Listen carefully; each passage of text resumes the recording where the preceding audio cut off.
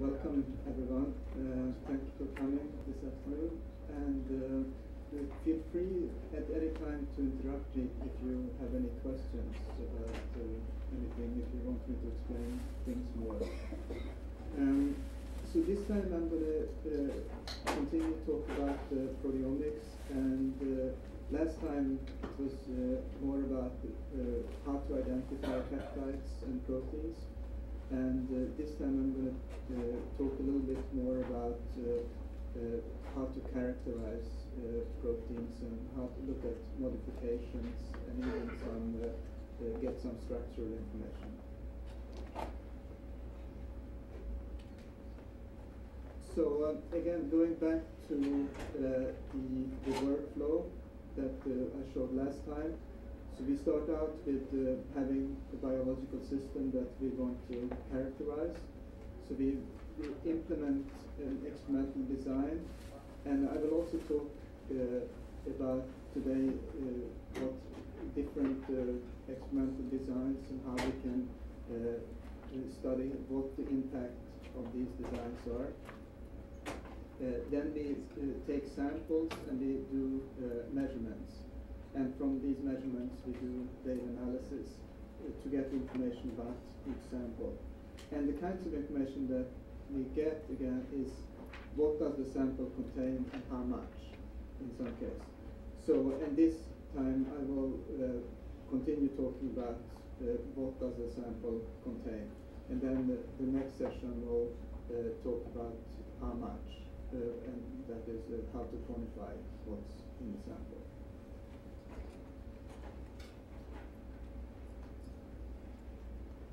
So then if we look at the sample preparation and the measurements. So I'll start talking about a little bit about what's called top-down proteomics and bottom-up proteomics. So with all the we always start with some kind of enrichment, separation of the proteins, and then in bottom-up proteomics, we digest the sample with an enzyme. And what we study is peptides. But in top-down, we look at the intact proteins or large pieces of the proteins, and sometimes even large protein complexes in the mass spectrometer. So then, then in both cases, we have the proteins and the peptides, we fragment them, and we look at their fragments.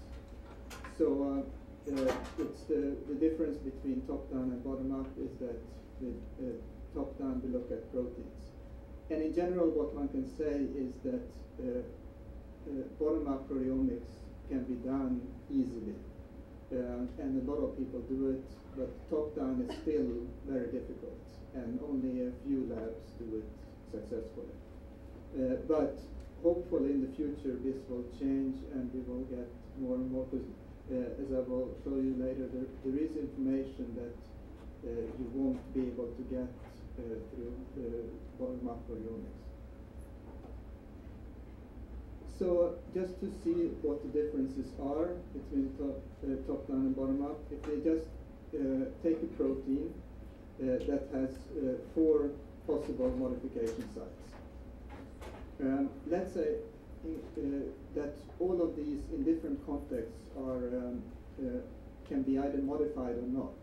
So if you look at top-down, that is the whole protein, we have a lot of possibilities. So in this case, there are 16 possible proteins that we will look at. Some of these will have different masses, so they will come in a mass spectrometer in different places. So then when we fragment them, we can select them individually, but a lot of them will have the same mass. And then we will not be able to separate them in mass spectrometry. And often, since it's just a small molecule, it's very difficult to separate by chromatography also. So we will, then when we do the fragmentation, we will get mixed fragmentation spectra that are very difficult to interpret. So if we compare this to bottom-up, so with bottom-up we cut the protein into peptides. And one characteristic thing of interesting with the peptides is that even though they're present in the same amount, since we have the same protein, each peptide that should be present in the same amount, they will give a very different signal in the mass spectrometer. Some peptides stick to the walls, they don't ionize well, they don't fragment well, so we never can observe them, while others are very easy. And this, the difference between peptides that are very similar size can be orders of magnitude. So what we get is a spectrum where some peaks are very intense while others are very weak. So in a typical case, when we look at the protein, we only see a part of the protein. So some peptides are impossible to see in the mass spectrometer, and we only get information about parts. So already here you can see that although here with top down we get a very complex mixture that might be difficult to resolve, but here we have a lot of missing information with bottom up. So if we look at the protein with these modifications, this peptide can either be modified or not, and again this one, this is only unmodified, but then we have all these peptides, part of the protein where we don't get any information. So that's the main drawback with bottom up. So there's more complexity with top down. One is that, as I showed last time, the charge state distribution. So in bottom up we have a peptide that might have a few charges. So we have a few different peaks where the signal gets diluted into. While for a protein we usually have many charge states. So we get, since we dilute the signal into many channels, we get a very severe hit to sensitivity. Then the same thing with isotope distribution. For peptides, we have usually a few isotopes, while for proteins we have many isotopes. So again we get a dilution which affects the sensitivity.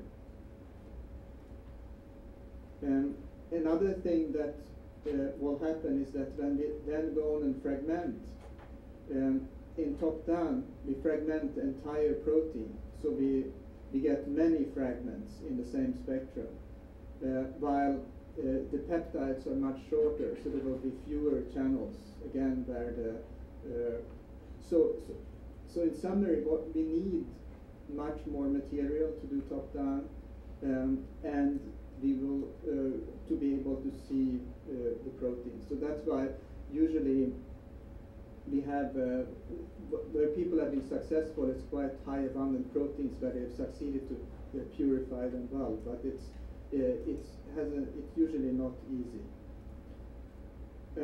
But the one case where top down is really good is if you have a correlation between modifications.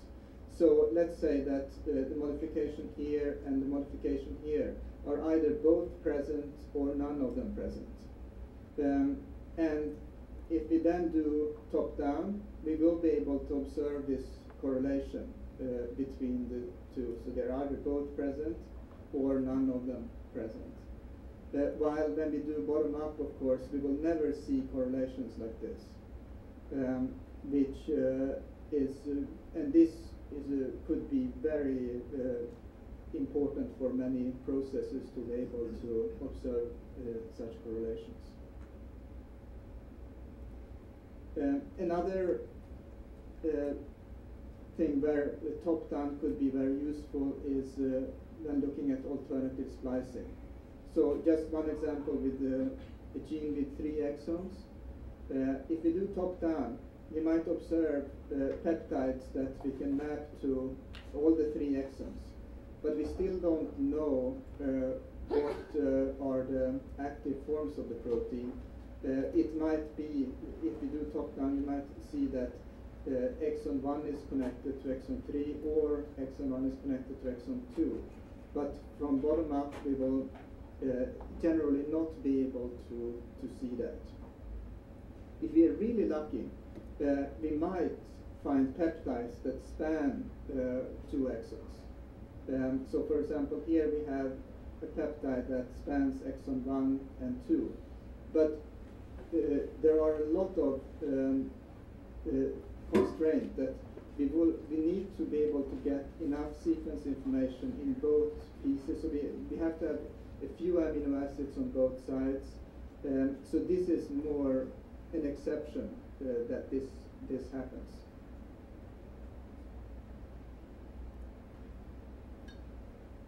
So just a few examples of data from Topdown.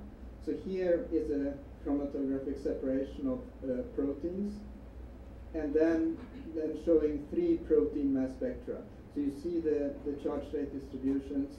So it's quite a few charges on the proteins. And then in this, for example, here it's a 16 plus peak has been selected for fragmentation, here the 11 plus and so on. And so we get then very complex fragment spectra, but these contain also lots of information that we can map onto and get and identify and characterize the proteins. And one can also go further to look at non-covalent complexes, which in this case it's a complex is about 1 million, a little bit over 1 million Dalton, and contains many subunits. And by determining the mass of the complex, one can determine the stoichiometry. And one can also go further by in the gas phase fragmenting these complexes. One can see smaller subcomplexes that are more tightly bound.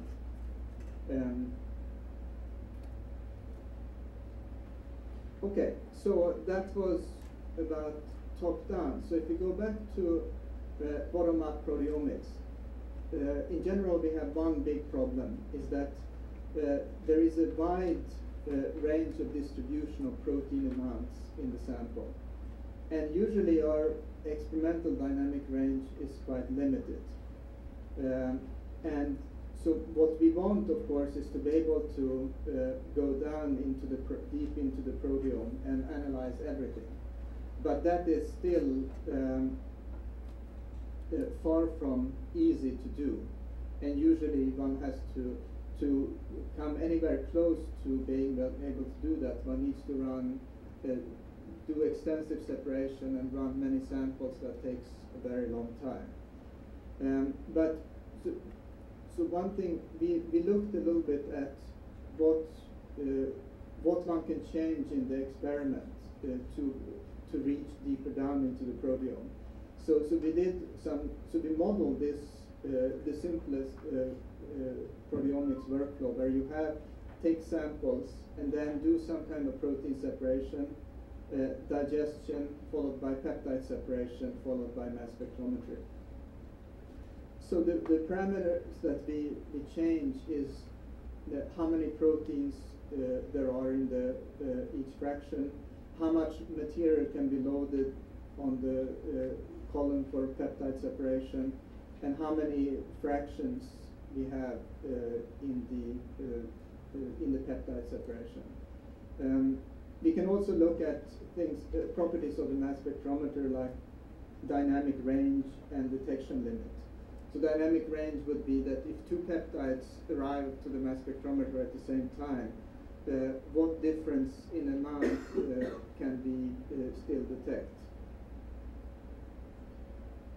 So then there are, of course, a lot of other parameters that we need to take into account. One is the distribution of the protein abundance in the sample, which has been measured actually for yeast. And that's where we can start with, that this distribution, it was measured by genomically tagging all the proteins in yeast, and using an antibody to quantitate how much there was of each protein.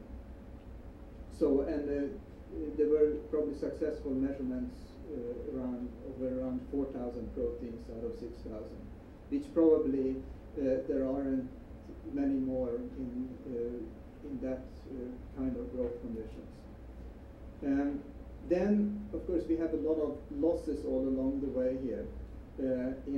Everywhere we can lose peptides, proteins, and so on.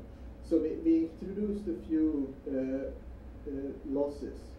And of course, this is very difficult to measure, and we don't really know what these values are. So and they probably depend on the peptide sequence also. But in general, in the simulation, what we did is if we don't know what a parameter, we just varied it over a wide range to see if it had any effect on the results. So just if we start without protein separation, again here we have the measured protein abundance, high abundant proteins here. So this is a log scale, and very low abundant proteins here. So if we just do use a 75 micron column here and load 0.1 microgram of proteins and do an MS analysis, we only see the very high abundant proteins as indicated here in red. But if we do a little bit of protein separation, like in 10 fractions, we can go further down into the proteome. And then if we look at, so this is for tissue, but if we look at it in the body fluid, of course, here the situation is worse, that even by doing separation, a little bit of separation, we get much less down into the proteome. So for this study, we just defined two. One is the success rate of the proteomics experiments, which is simply what fraction of the proteins can we detect, independent of where in this distribution we are. And the other thing is the relative dynamic range of the experiment. So that is really how far into the proteome we can reach. So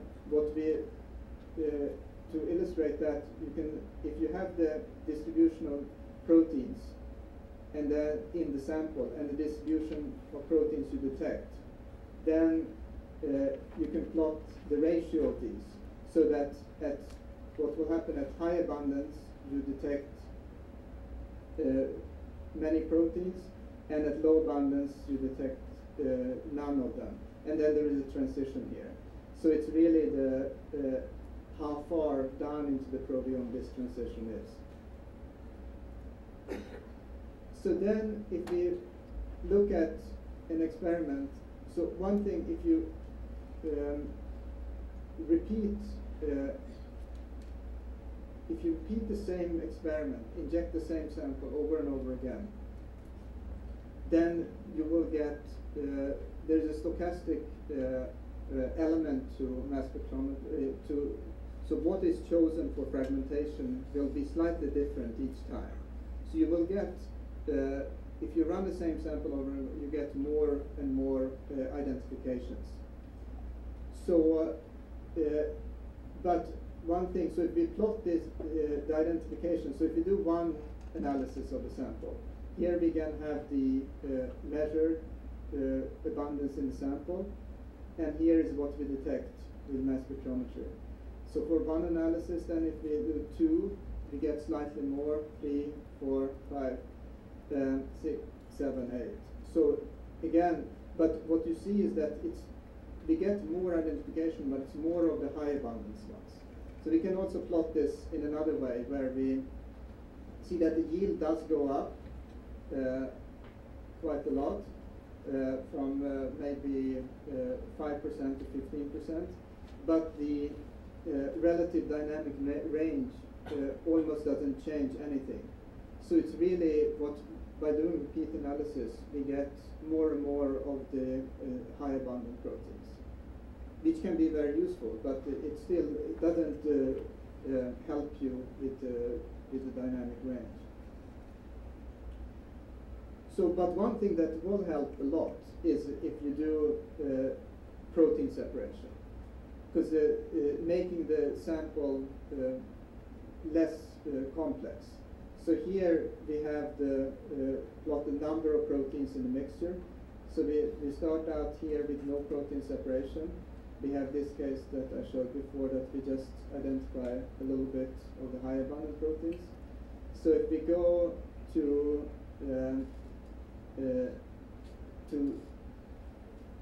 separate into 10 fractions, then we see that both the success rate and the relative dynamic range changes.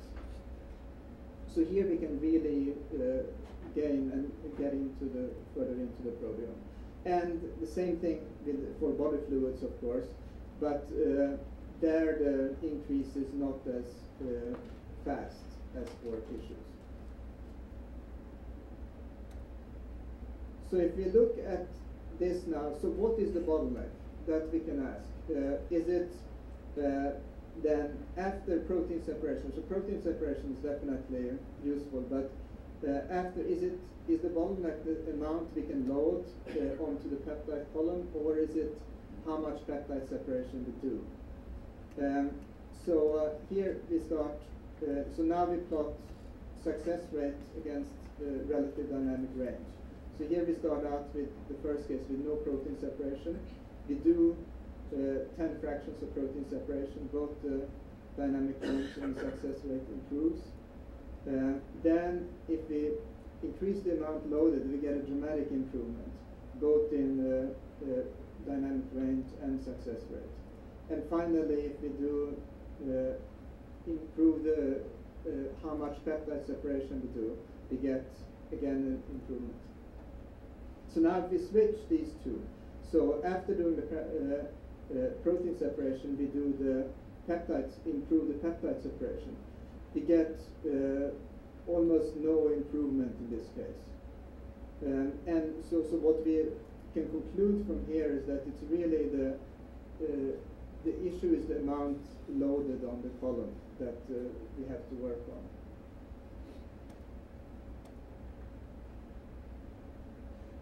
So now I'm going to switch to modifications. And so last time I talked about identifying peptides that were either modified or unmodified. But if we want to pinpoint exactly where the modifications are, then that is a much harder problem, and we need much more information from mass spec. So so if we, I don't know if you remember, but I showed a few graphs like this, where we have the number of fragment ions in the tandem mass spectrum on the x-axis, and the probability of localization, probability of identification is what I showed last time. Now I'm going to talk about probability of localization. But if we look at, so in this case we just look at identification of phospholipid. So if we have many fragments in the mass spectrum, we can always identify it. And if we have few, we can never identify it. And then there is this transition in between. Doesn't that depend on this length of the peptide? Yeah, it depends on a lot of things. And this is just one example. So this is with a precursor mass of 2000. And it also depends on the mass errors and also the size of the data. So this is a human database, but if you search smaller organisms, then so it depends on a lot of things. So this is just an example. So now, if we look at what happens if we have two sites that can be, for example, phosphorylated, and one of them is the correct one, and the other one is could be phosphorylated, but it's incorrect. So what is the chance if we that we will be able to correctly distinguish these two sites? So if we do show this for, then the distance between them is 3 or larger.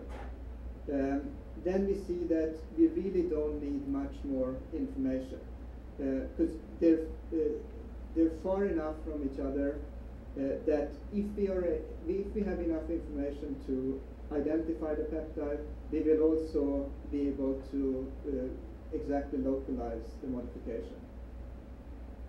So the problem comes when the sites are closer to each other. So in this case now, we look at distances of 2.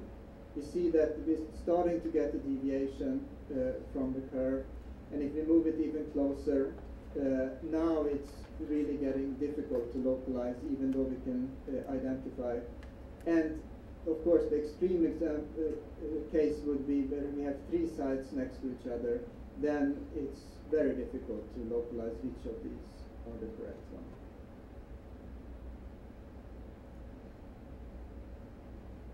So then the question is, we do measurements, and we then using those measurements, we want to decide what we can say about the sample. So in this case, we have 2 possible modification sites. We will compare to our mass spectrum and do matching. So we see that, for example, in this case, the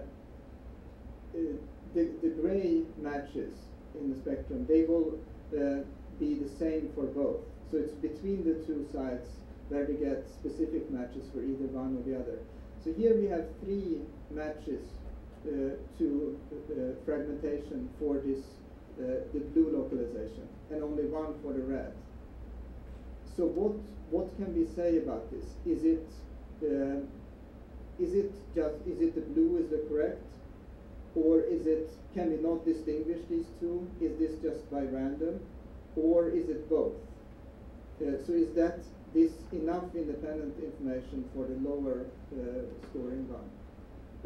So that's what.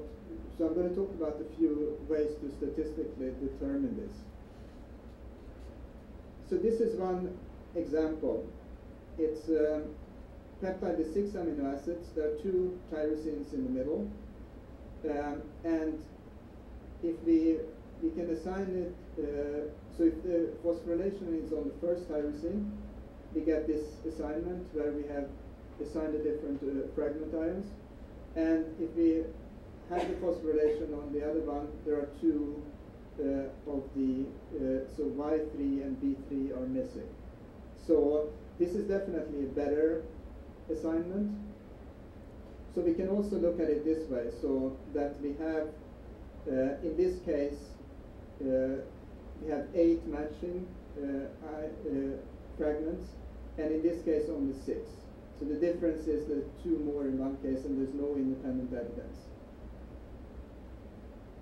And we can also, instead of looking at counting the number of matches, we can add up the intensity. So we can see that by putting the phosphorylation on the first tyrosine, about a little bit over 80% of the intensity in the spectrum is explained, while on the second tyrosine only about 74% is explained. But this is probably a very clear case where it's really not a problem that to assign that it's the first tyrosine that's phosphorylated. But there are other cases that are less clear. For example, here, we have, if we assign it to this tyrosine here, we have 15 matching ions. But if we assign it to this threonine here, there are 14, so 1 less. But there are 2 that are, it's really, 2 are independent evidence that it's this. So maybe it's a mixture of these 2, maybe not. But then there's also a serum here that complicates it. That is just slightly worse. So there are, here we really don't know, and we need to do some statistical analysis. Then what makes this even more interesting is that when you rank according to intensity explained, we see that the tyrosine ends up very far down in the list, because we really don't have much of the intensity explained when. So this just shows that most of the algorithms, they use number of are based on the number of matches, but it would be probably good to also use the intensity.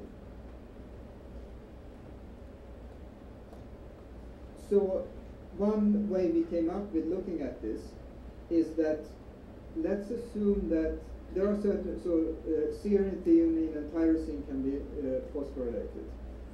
But if we assume that any amino acid can be phosphorylated and see that how many times we get a false assignment for a certain threshold and for a certain scoring algorithm,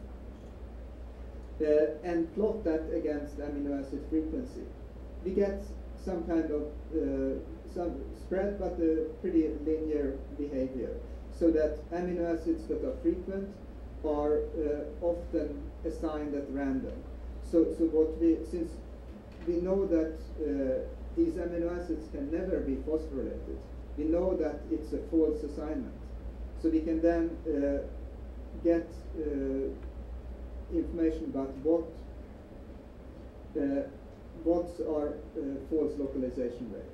So then, in this case, we only looked at tyrosine phosphorylated, so we can go into this at the amino acid frequency of the tyrosine, and this is the amino acid frequency in this data set, of course, in those peptides that we are looking at, not in the whole proteome or anything. So then we can go in and read off what our false localization rate is. So this is a very useful thing to do on a whole data set, which we usually have a lot of data when we look at this to determine it. But it would also be good to, for one match, be able to do this. So when we have one MS/MS spectrum and then peptide sequence where we try to localize the modification. So so we can actually do this if we are able to generate the distribution of random assignments. So this would be the score. So in this case, we can go back to this example where we have two possible sites. One, the blue one is scored higher, because in this case it has 3 matches, and the number 2 is scored lower, but it does have some evidence also.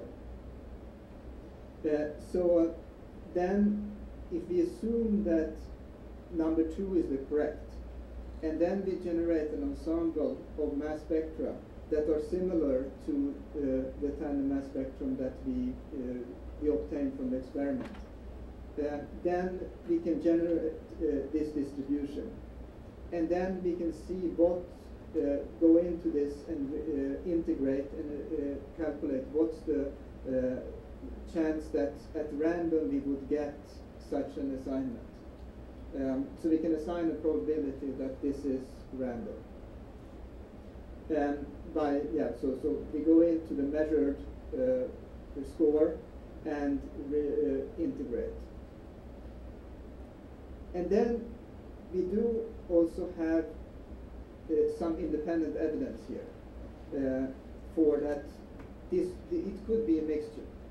So in the same way now as we did before, we assume that number 1 is correct, and then again generate an ensemble of spectra to generate the distribution of that, and then we see at random how often would we get this, and then again we do the integration so this way we can generate 2 probabilities. One is that the top one is just random, so that we can not really say anything. It's either assignment could be fine.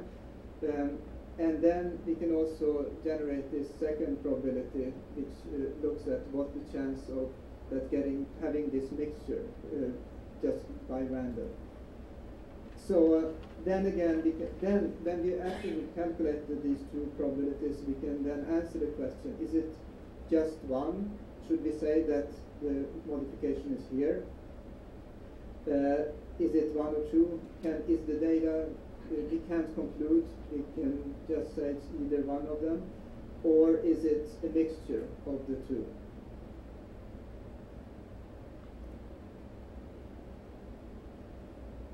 Okay, so then I'm going to talk a little bit about protein complexes. And this is one of the probably most successful, biggest successes of proteomics, where one can analyze protein complexes. So usually one of the proteins in the complex is tagged in some way, either genomically, or one can use an antibody against the protein. And then it's usually, always there is a lot of other proteins around. One would then use a magnetic bead that captures this tag and then wash away all the surrounding proteins. But there's always non-specific interactors that stay around, and there's always some binding partners that disappear, that are washed away. And then one elutes this and analyzes it, usually with mass spectrometry then. So then the question is, how can we distinguish between specific and non-specific interactors? So there are both some experimental ways to do it and some informatic way to do it. So I'm going to talk a little bit about both. So first, the experimental way is to use heavy and light isotopes. So in this case, we have the tagged strain, we grow in light medium. The wild type without the tag, we grow in heavy medium.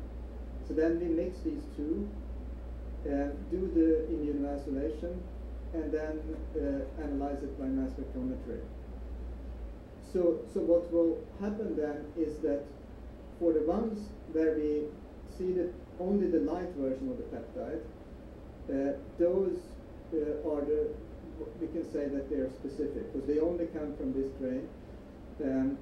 But the ones where we observe both the heavy and the light in roughly the same amount, they are deemed to be non-specific because they were pulled out even from the strain, the wild type strains which didn't have the tag. So this is a very good way to do it if it's possible to use heavy isotopes, which is not always the case. But in cell culture, it's definitely. But for whole animals, it's very difficult usually. But this has been used. The method has been used quite a lot, and it's pretty robust. So here are just two examples. For example, one where it's a peptide comes from a protein that's a specific interactor, and another where it's from a non-specific interactor. So in cases when it's not possible to do use heavy labels, one can attempt at using informatics to determine which is a specific interactor and which is not. And the drawback is that one needs a lot of, one needs usually do a lot of pull-ups. So for most experiments, people are only interested in tagging one or a few proteins. So that's not, but in these cases, the two methods that I'm going to talk about a little bit, they used lots of pull-ups. In one case, I think it was 75 different proteins were tagged, and in the other case, maybe 25 or so. So what one starts with is a table. So these are the different bait proteins, and each bait protein interacts with a few proteins. and some baits are going to interact with a lot of proteins and others few. And some of the interactors are going to be present in all the baits and others just for a few. So what both these methods chose to do, which I'm going to talk more about next time, is they used the number of times a peptide was identified as a measure of quantity. So they use here we have two. So one is what they call is a z-score. So they simply look at for one interactor, they look at what this total spectrum count is for the different baits. And first they calculate the average spectrum count, and then they look for outliers. So for example, so if the protein is present in a low level for many baits, and then at a high level for a few, they say that when it's for the ones that it's present in a high level, those are specific. This doesn't work very well if, of course, if you have that only an interactor that's only present in one bait, because that's you need this averaging to be able to look for outliers. So then they introduce another score which looks at which compares it instead to how other interactors behave, and they also do simulations and show that with these simulations they can set a threshold that is above which they can and they actually show that this works relatively well. But again, you need a lot of baits.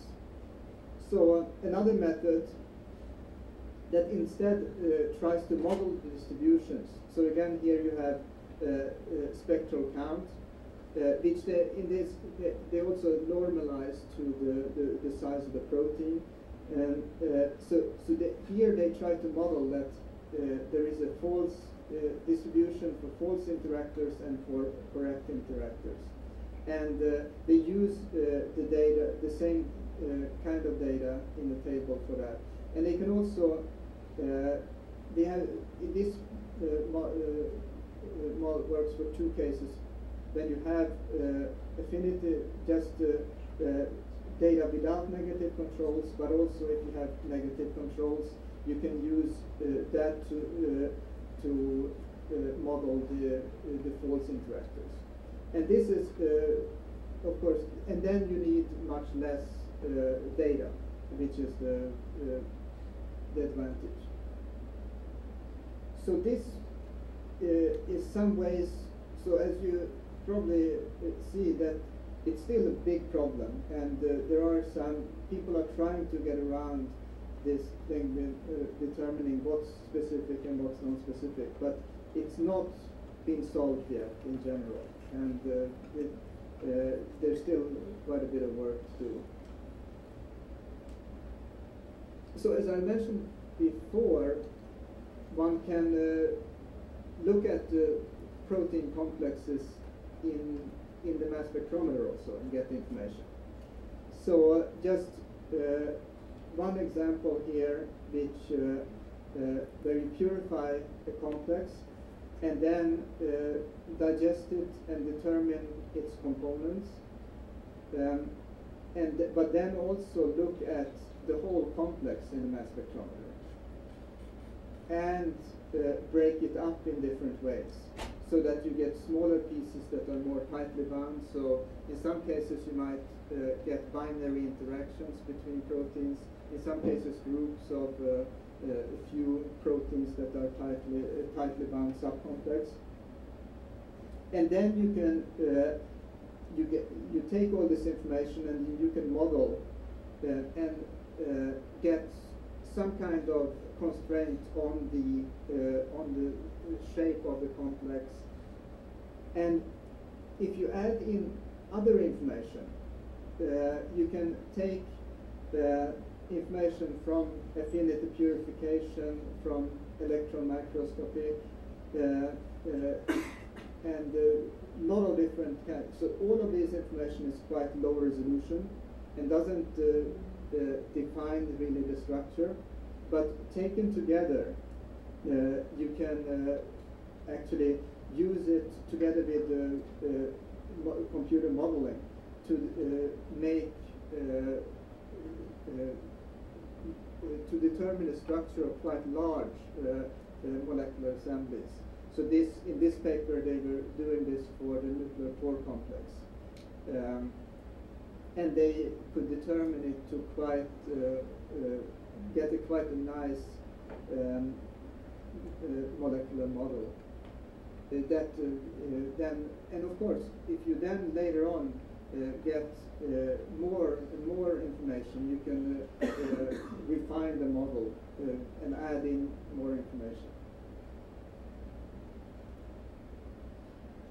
So one thing with, that I mentioned before, when you have look at protein complexes, some proteins are bind stronger to the complex, others are more peripheral, and so when you do the pull-out, you can play around with it and maybe do different stringency washes, but it's one. But you can also add chemical crosslinkers to stabilize these complexes, and that has been quite successful to stabilize them. And usually when you do pull out and compare without chemical crosslinking and with chemical crosslinking, you get complementary information.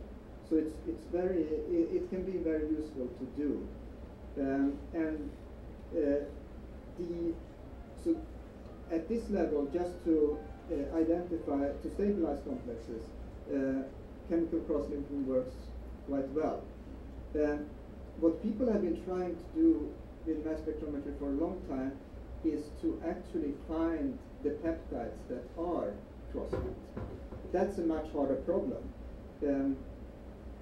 because you have usually the specificity of the cross-linking is not so good. You get side reactions. You also get so you get side reactions, and the yield is very low usually of the cross-linking, because you also don't want to disturb the proteins too much, so you can't really saturate and cross-link everything. And just to show what one should think about there is that, let's say we have a protein. If we digest it, we have a few possible cross-linking sites. Some peptides do, some peptides don't. But so if we have an experiment, in the computer then, if we want to analyze it, we need to get all the possible combinations of these, which ends up being quite a lot. This is just showing a few for this protein. So if we have n peptides with reactive groups, so we can get roughly, it scales roughly as n squared, the number of potential ways to combine them pairwise. So if we look at the small protein complex like protein A and AGG, heavy chain, there are 990 possible peptide pairs. If you look at the nuclear pore complex, there are about 1 million. So what happens here is that just looking at a few, one protein complex cross-linked gets to be the same size of problem as identifying one peptide in the human proteome, for example. Then, of course, there are many uninformative links that there is just dead-end cross-links that just attach to one peptide that will make the sample complexity much larger, but they won't give us any information. And also bigger chains of like 3 peptides cross-linked together that are very difficult to analyze. so again, so when trying to find cross-linking sites, so peptides that are together, one should try to have a cross-linker that's as specific as possible, because otherwise it easily ends up being a very big mess, and one won't be able to really find these peptides.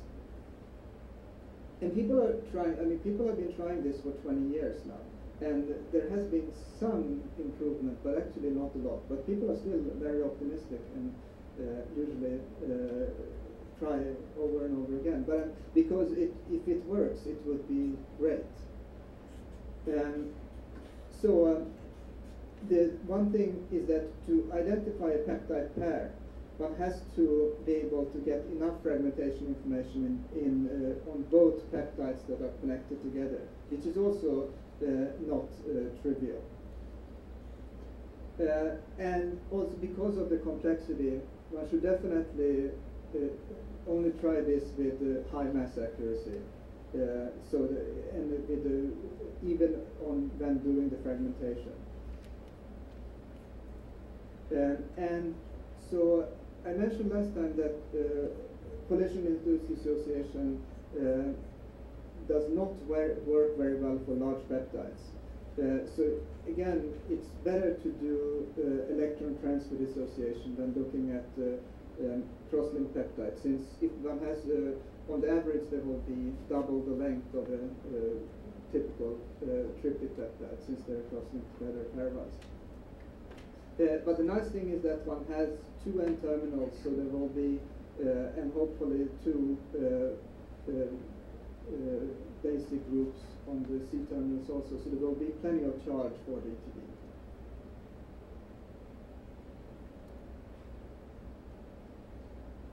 Okay, so going back to protein identification, so I'm going to talk a little bit more about what one can do with the data when after having identified. So again, this is the typical list of proteins that were identified in the sample, and the expectation value showing what the quality is of the identification.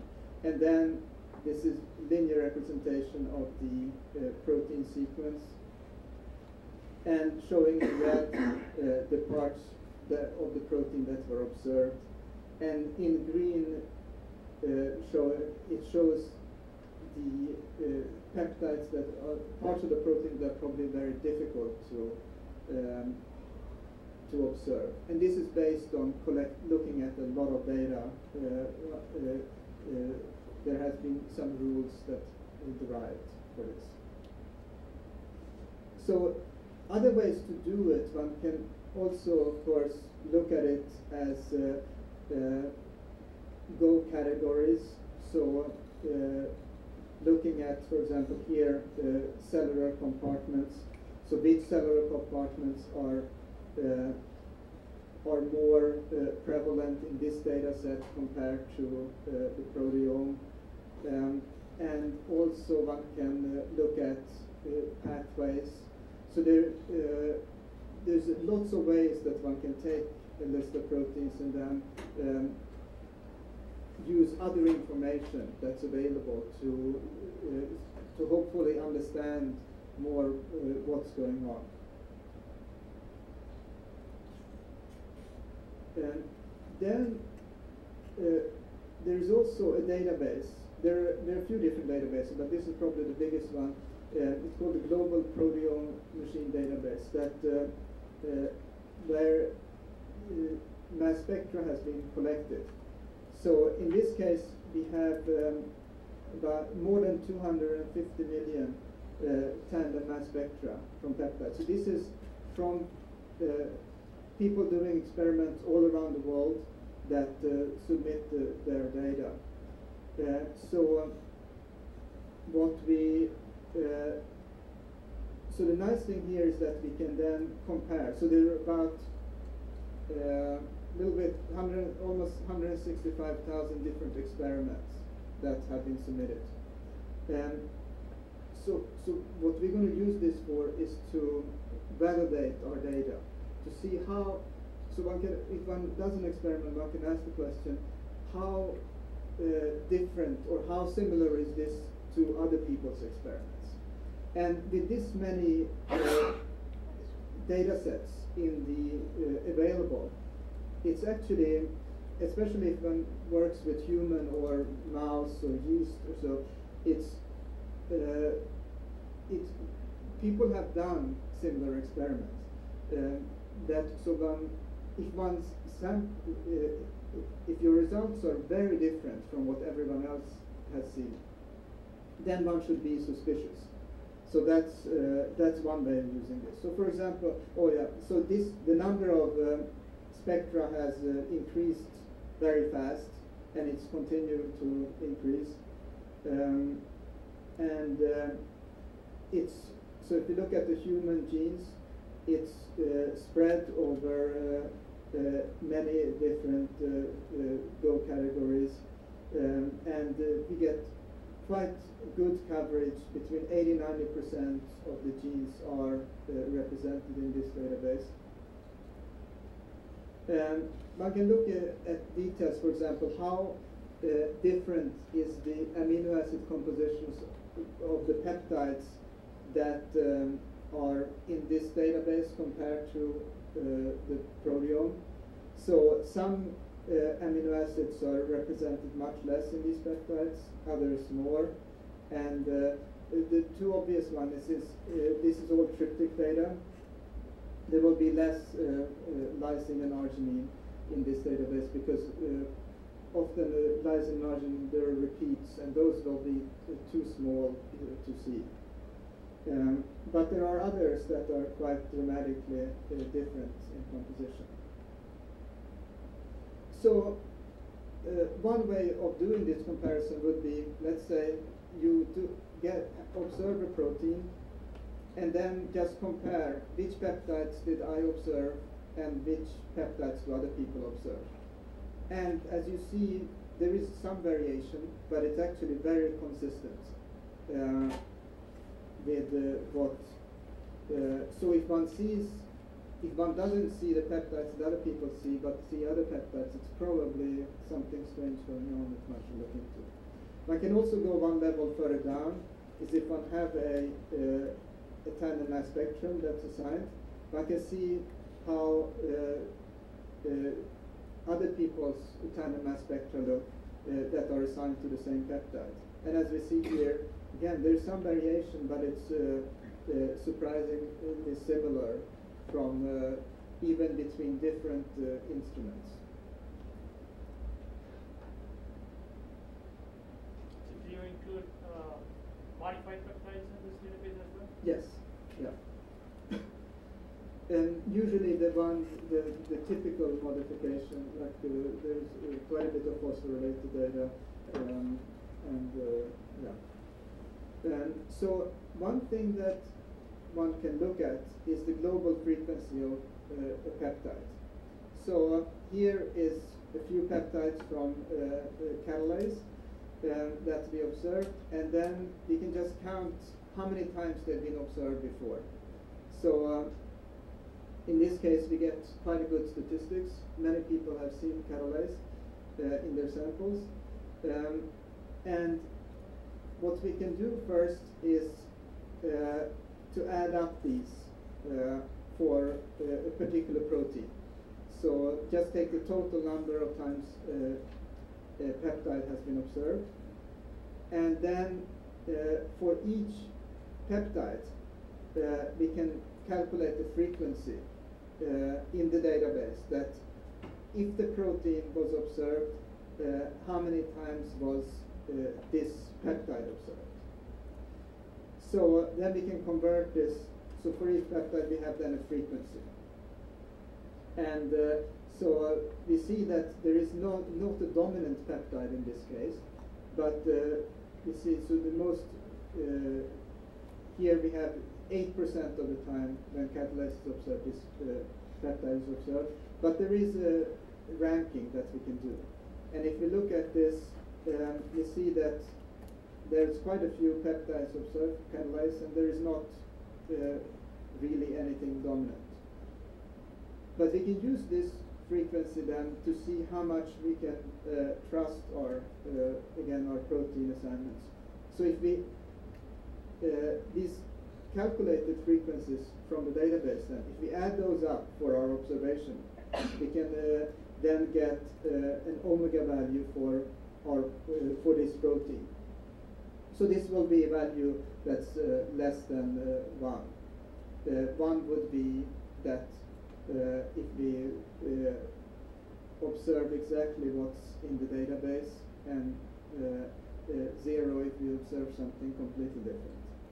So then we can, for our proteins, we can plot this, and this is now for looking at peptides of different charge state. But we can see that if we get high values, then we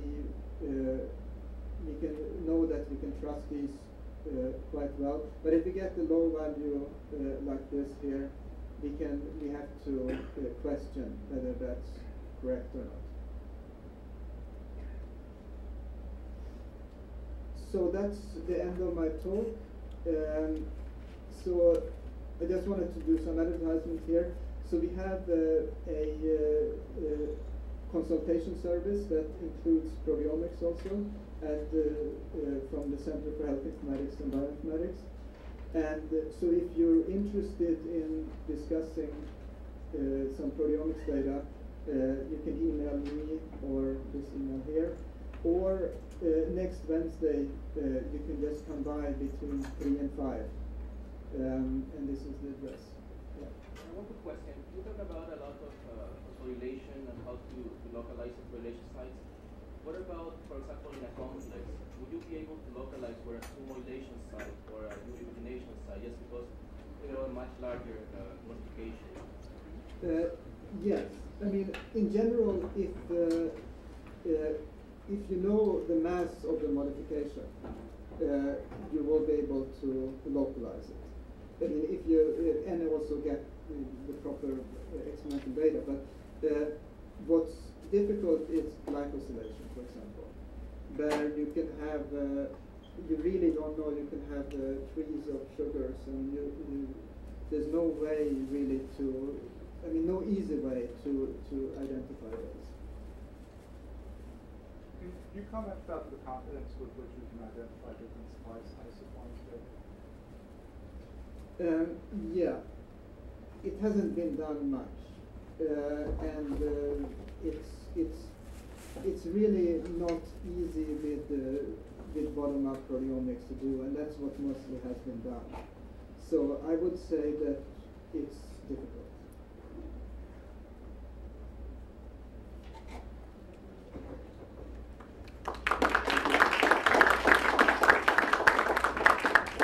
Come back next Friday.